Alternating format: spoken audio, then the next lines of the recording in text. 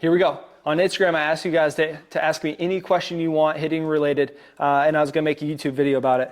It's 12:23 midnight, but this is what I do. I will try to keep this short, quick, unscripted. I haven't even looked at any of these questions. And here we go. What is the ideal pregame VP? I would put it into all three buckets. We want to make sure they feel good, make sure they're actually ready, and I would get distance. A lot of us, we never see distance or depth on the field, or at least from 60 feet until it's actually time to hit versus 60 feet. So I would definitely hit from 60 feet on the field as much as we can, machine on the mound, so we can see shape, speed, something, but most importantly the distance, because the ball looks different. I would definitely have them do their routine, do their program that makes them feel sharp. Then I'd do some arm BP to kind of find the happy medium. Then at the end, I would make sure we're all on the same game plan, make sure it's 1 versus 10 or 15 versus 10. Not 15 versus 10, 1 versus 15, and everyone on the lineup, everyone on the offense is up against that pitcher. Okay, should I catch it out front or let it travel? The best players, they can do both. They can hit the ball deep, and they can hit the ball out front. The best feeling that I have for a lot of players is try to hit the ball deep while going out front, or try to hit the ball deep and out front. And what that's doing is it's a connected turn out front, not just a push and not just a deep. It's both, right? The best players can do both. Then obviously feel what you need. If you feel like you're always too late, then try to get it more out front, but also trying to get it deep out front, right? Don't just push out front. You don't want to create bad habits. And sometimes it's just a timing thing. Find what you need ultimately. And I always like to play the opposite game. If it's always too deep, try to get it more out front. If it's always too far out front, try to let it get too deep. How do I create more bat speed in the weight room? And grab something light and train how to move really, really fast. There's a lot of studies out there that show actually moving things lighter but faster will create more bat speed than doing something that's heavy. So weight room, getting big, strong, fast, running, jumping, lifting heavy weight, eating more food, eating more protein, and moving faster with something light. Having trouble backspinning balls pull side, best drill for that. Keeping the shoulder down and actually getting behind the ball instead of trying to lift it. I would try to say, Barry Bonds talks about this, in his home field, his pull side wall was actually pretty short, but when he tried to do it, that's when he would spin balls. When he tried hitting the ball through the wall, the ball would actually go out. Why? Because his bat stayed down on the ball and the shoulder stayed down on the ball. So the biggest advice I have for guys to have better pull side spin is to get behind the ball more and stay down on the ball, not try to lift it. Let the swing and timing do it for them instead of actively trying to do it. And you're probably going to hook and spin when you try to do it yourself. Not everyone, but most people. So get behind the ball and stay down on the ball. How do I stop being late and jammed? Most importantly, I'd probably say make sure you're loading early enough. Then that's not always the number one piece. We got to make sure we're obviously swinging on time. There's a lot of times I see players, they load early and they kind of just get caught up there and the ball beats them to the spot. So I would really try to load early, right? Then beat the ball to the spot and get the ball more out front. Should everyone have this same mental approach or should it change by the person? This is from a future first rounder. He's a high school player. And it's not just you asking, everyone's asking this. I would say everyone should definitely have a different mental approach. Obviously, there's an infinite amount of mental approaches you can have out there. Whether it's, hey, it's one versus one, I'm going to go try to embarrass this guy. Whether it's, I'm going to let it travel. Whether it's, I don't know. It should definitely change person to person. Need to need, that'd probably be what I would say. 5 people need pull sides, 5 people need oppo. 5 people need, I need to hit the ball down. 5 people need to feel I need to hit the ball up. 5 people might need, half the people might need, I need to be more inside out. Half the people might need, I need to get more behind it. Whatever it is, find what you need. It is definitely different person to person. Approach is obviously different than mindset. Mindset is more, I'm going to beat you. I dare you to try to beat me. Approach is more, I'm going to get inside out and I'm going to sit middle away. It's a lot. So obviously that's why we're here, and that's why you have good coaching to talk to people through that kind of situation with. Key to developing hitter stance that people see and right away know that the kid's nasty. Right away, the person that makes me think about a hitter stance is like an A-Rod. I don't like A-Rod personally, but I like like a Nick Castellanos, how it's like in like a Fernando Tatis. Like you just know that they rake, right, before they even hit. There was a hitter a couple of years ago. He ended up going to LSU, Hayden Travinski, and he was like a Nick Castellanos, where it's like you know he's going to rake before you even do it. The biggest thing that I would say is rhythm, but also feel, right? Anybody can have rhythm, and you can have feel, but like when you actually do it, it's like knowing when to load, knowing when to obviously get things calmed down, instead of just like being up there like a little league Javi Baez. Like, yes, you could be Javi, but obviously like the best players, they could be Javi, but they also know when to get quiet as well. That's very important. So I would say having rhythm and feel, and dancing with the pitcher, and kind of looking very confident and cocky in the batter's box. Best ways to train adjustability, having a swing that can adjust on the fly, which means the ability to have an A swing, but also have the ability to maybe get in the legs, keep the hands back, do both. Then obviously that's the swing part, the technical part. Then obviously I would make sure you're training versus different pitches, versus different speeds, versus different distances. And make sure you're seeing changeups, breaking balls that you don't know that are coming and still have the ability to hit it. Or even if it's not a changeup and breaking ball spin, it's different speeds, right? It's this one's slower, this one's faster, this one's on time. You can do a 3-plate drill, that type of stuff. But the ability to still be able to hit while not being right is phenomenal. It's a technical advantage for sure, but also it's a athletic advantage for sure. I know guys who can flat out just like stick their butt out and find a barrel, and I know guys who have to be perfect, and still might not find a barrel. It's definitely a athletic advantage as well. I'm over talking, but I'm trying to help. Okay, most important fundamental things for young kids. Most important thing I'm going to teach my son by far is confidence and belief. No matter what you do technically, I see this every day. Players might move well, but they don't have belief behind those moves. I would rather you not have the most fundamental sound swing, but think that you're the best player, think that you're a beast, and have aggressive moves and confidence behind those moves. I'd much rather have that. That'd be the number one thing I would teach players.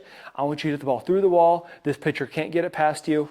You can hit anything and everything. I'd rather you swing too much. I'd rather you swing too hard. I'd rather you try to hit the ball too hard. I'd rather you believe too much in yourself than not enough.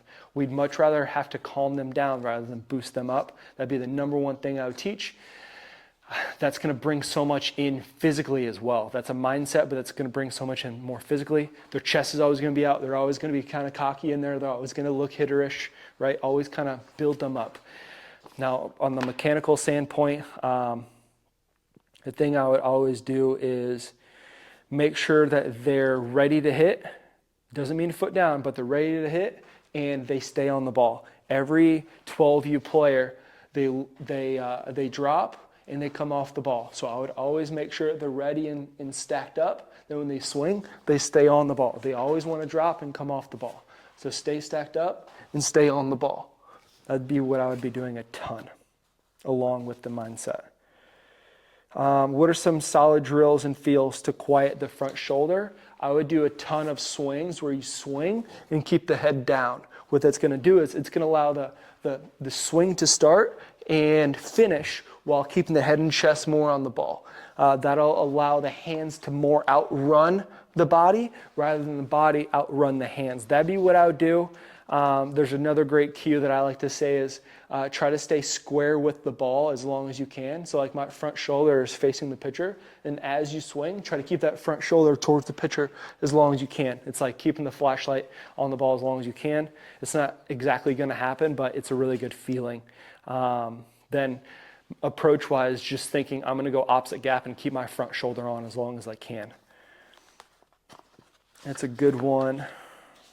How to maintain body posture throughout the swing, butt back, chest in, and I would just try to keep the head down over the plate as long as you can, not allowing the chest to come up. So from this angle, it'd be more here, right? That feeling. The next thing you could do is posture down over the plate. You could, I've done it where you could grab a ball, hit it, grab a ball, or you could feel like you look down over the plate like it's a well or a big hole and you're trying to look down a big hole. Then probably one of the best things you could do is right field or first baseline is that way. You're the pitcher. I want to have you swing, boom, then whatever foot, it can be this one or the back one, whichever one, and step towards the opposite first base or third base. For me, it'd be first base. So like swing and step towards first base. You can't come up and out and still step towards first base. You'll feel it right away. Can you explain the swing from tuck a little bit more visually? Yes, swinging from the tuck position. Swinging from this position, like the back hip's tucked, but also the front side is tucked, then swinging from the tuck position. So many players, I think with his players asking is, I've been talking about this recently, swinging from the tuck position. So many players want to tuck and get loaded, but as they land, they untuck, right? They lose it, they release it, then swing. I want you to feel like you swing from that tuck position. So even if you land early, you're still staying tucked in and coiled in, then letting this swing almost feel like it unloads you, right? Tuck, swing unloads you, rather than unload, release everything, then swing. It's just a really good feeling for guys to feel staying in on the ball much longer. How can I not be so front side dominant? You can really try to feel, Max Clark does this a lot where he keeps the front side in and he's doing a bunch of these.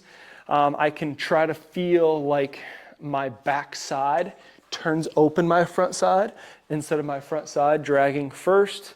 A lot of oppo, a lot of front shoulder flashlight feels, a lot of head down, one-handed finish. I've seen one-handed finish really help guys to keep their front side on the ball because now it's more of a hand finish, right, rather than a two-hand finish where your chest has to turn open more. Best way to train bat-to-ball skills. The ability to swing at any time, the ability to swing at any location. It's mechanical advantage, it's an athletic advantage.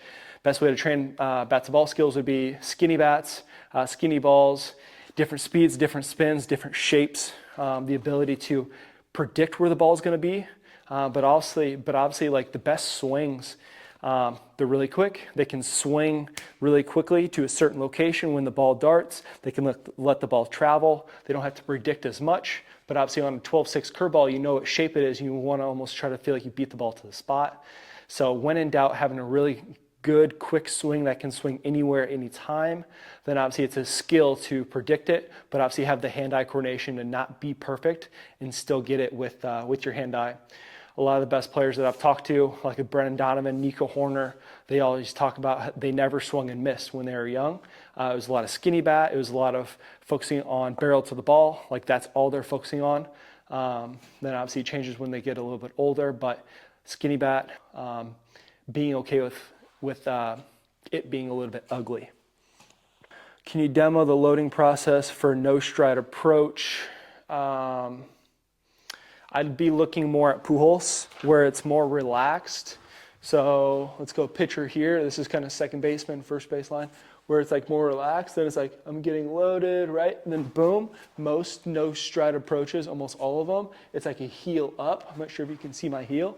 It's like a heel up, then unload. It's like, okay, relaxed, right? No up, right? The last thing we want you to do is everyone, 80-90% of people, when they think no stride, they also think less movement. It doesn't have to be like that. You can still load and unload as if you're trying to hit the ball 100 miles an hour. It's just more in a condensed position. But yeah, you can still get that toe tap load with a no stride. I actually love right now, Fernando Tatis, he doesn't do it all the time, but he's striding into a no stride. Where he's here, right? He like taps, or like he gets there early, then he swings. It's the exact same thing as no stride. He's just striding a little bit early. But yeah, we still got to make sure that we're fully loaded so we can unload and still hit the ball hard and be a threat. How do you approach a changeup while hitting? I feel like it's the hardest to hit 100%. The biggest thing that I see guys struggle with especially when I'm looking at like big league stats, and when they don't have direction, they can't hit the changeup. Why? The changeup's coming coming slower, right? It looks like a fastball. It might dive a little bit on them, but most importantly, they can't have length throughout the zone. So if a guy is super across and he's hooking and pulling off everything, he's not able to hold length. A guy who can hit changeups really well, obviously, I haven't looked at the data exactly right as this video, especially like JD Martinez. He had a ton of length. He could hit through everything. But my guess is like a Mookie Betts, guys who can keep that front side on and stay long versus a guy who's going to be pulling off and rotational, not going to be able to hit it. So what I would say is make sure that the length is staying there. And you can keep that front side on longer instead of selling out. What are things I need to do to become an elite, consistent hitter? I think it definitely starts with the mentality. The best players I've been around, they believe in themselves more than anything, and they focus on winning the one-on-one battle. To be an elite, consistent hitter, from a hitting standpoint, besides for mindset, it would be we need a lot of speed, we need bat speed, we need quickness, and we need to be able to control the hitting zone. Those are the three things that I would see. You could probably get away with 2 out of 3 of those, but most importantly, if I had to pick, it would be quickness and controlling the hitting zone. That's going to put you ahead of nearly everyone, because quickness, you can let the ball travel more. You can swing on it. You can swing at a snap of a finger. And you can control the hitting zone. That's a huge. It's a huge proponent of not proponent. It's a when we look at a guy who is going to be successful for a long time, and you go back and look at it, they don't chase, they don't whiff, and they control the hitting zone. Think about like a Joey Votto versus a guy who has a ton of whiff, but he's hot right now. It's typically not gonna pan out in the long run. We need a guy who can control the hitting zone for the most part. That's what we're seeing with the stats. Any tips to not get on your front foot when trying to get back without going back? Great question. I made the video about Corey Seager not getting into that chair. It's like going forward, but making that foot feel like you're reaching, like almost reaching on ice. You're still going forward. It's almost like dipping your toe in water, right? There's a great video of David Ortiz and I think A-Rod or Soto. He's talking to them, and he's talking about like that front foot almost feeling like you're stepping on an egg, or I like the dipping the toe in the pool, right? Feeling like it's really light, but everything feels like 95-10, 90, 95-5. Great math right there.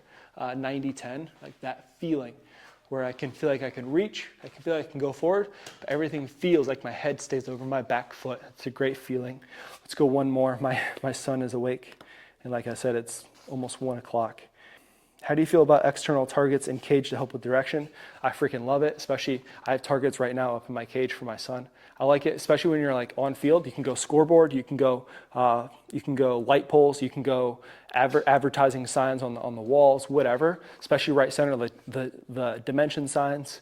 I like external targets for sure, instead of always thinking about mechanical. Of hey, like you're struggling to stay on the ball, I want you to let the ball cross the plate, and I want you to drive the ball oppo and make the right fielder run, or hit it off the right field foul pole, or hit the scoreboard in right center or left center, whatever the hitter is. I love external. How do you pull the inside pitch with authority? You got to be able to get behind it, stay on it, and have good timing in contact point, and make sure you don't pull off of it.